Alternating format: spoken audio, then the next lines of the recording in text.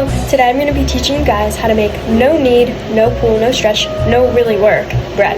It's only 4 ingredients, and the 4 ingredients is water, yeast, flour, and salt, so it's pretty easy. Some people would think that it's only a 3-ingredient recipe, but it's technically 4. It's very easy, and this type of bread is called peasant bread, which can be go back far in time to 3000 BC.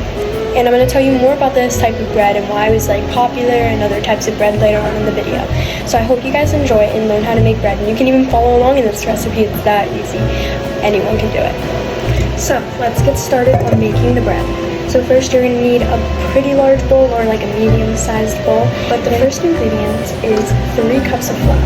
So here's my flour, and I'm going to scoop out 3 big cups of flour. But you want to make sure to fluff up your flour before you use it. You can see it flying all everywhere.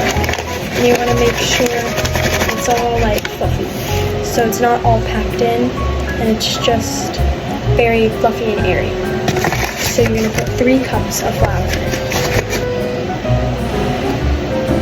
The flour, in the case of this bread, is used to format the structure of the bread, and it's very helpful in setting everything together once we add all the other ingredients. So I'm just making sure it's all fluffy and there's no clumps of flour before I add the rest of the ingredients.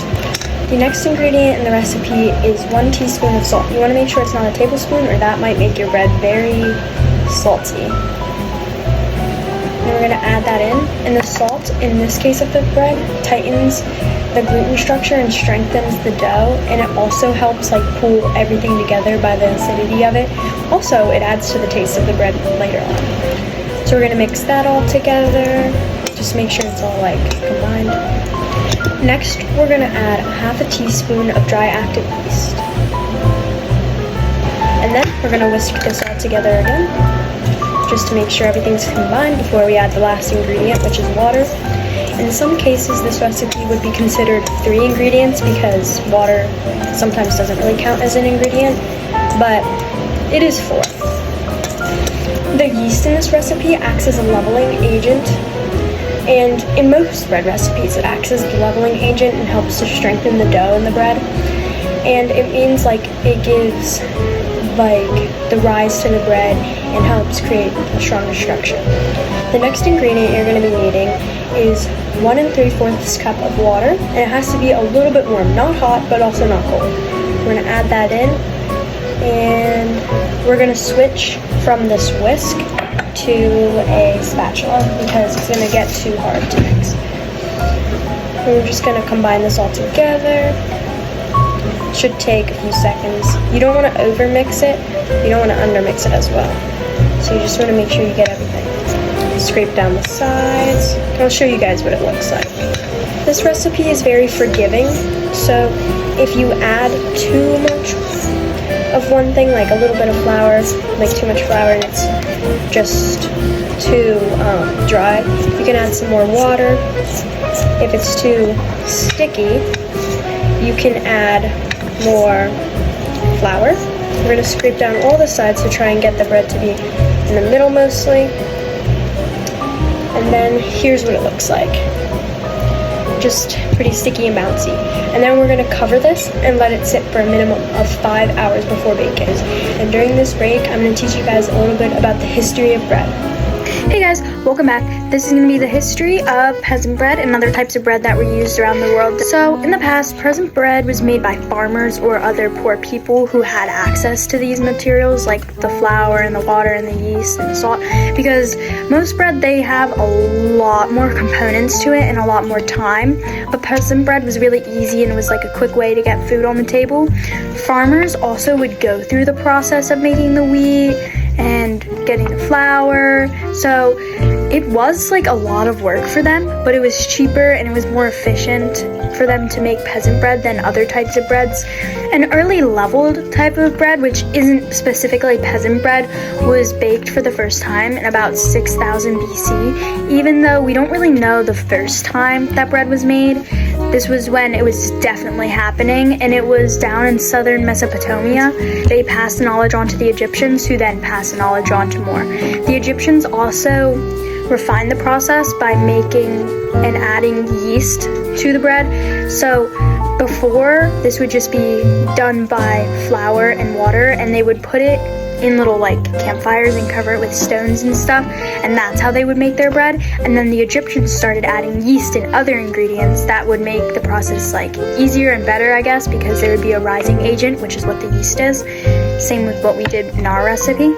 And as time went on, agriculture started to get very popular, and some people argue that this was because of bread. Like, people started eating bread, so they needed more wheat and more ingredients. But others argue that agricultural developments is what started bread, but we don't really know because it started so long ago. Those were just some fun facts, and I'll be right back after 5 hours to show you the bread and cook it. Okay guys, I'm back, and the bread has risen for 5 hours. It's probably doubled in size, and we're going to start by flouring the counter a little bit. We're not going to knead or anything, but we need to shape the dough before we put it in our pot. So just flour the counter a little bit, and my hands are floured as well. I'm going to take the bread out, the dough. I'm going to get every last bit of it.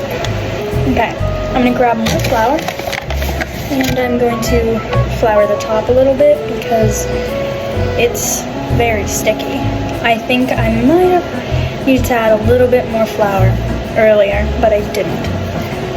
So remember guys, this isn't kneading the dough, it's just shaping it and getting all of the sides covered in at least a little bit of flour. So I'll show you guys what mine looks like. It just looks a little bit like this, and it'll get better once we put it in the bowl. So I have a pre-buttered bowl right here, just on the bottoms and the sides. You can also use like parchment paper or something. I don't have any, so you have to do that to make sure that the bread doesn't like get stuck or anything. And we're gonna very gently get the bread and place it in our bowl. Here's what my bread looks like in the bowl. And then you're gonna turn your oven on to 450.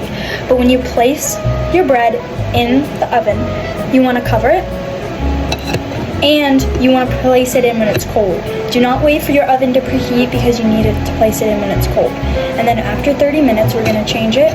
We're gonna take the lid off and let it cook for another 30 minutes, and then it should be done. And I'll show you halfway through once we finish the first 30 minutes. Okay, take the lid off and continue to bake for another 30 minutes. Once the 30 minutes is up, this is what your bread should look like. It should have a little crust, and then you wanna let it sit for 10 minutes before cutting into it. Okay, so here's the bread, and if you listen, I don't know if you can hear that, but it's very, very good sounding. So I'm going to lift it up, and I'm gonna put it on a plate. Yeah, here's what it looks like.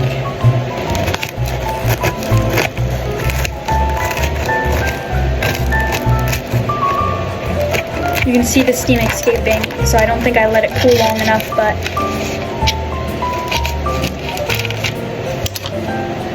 that's what it looks like.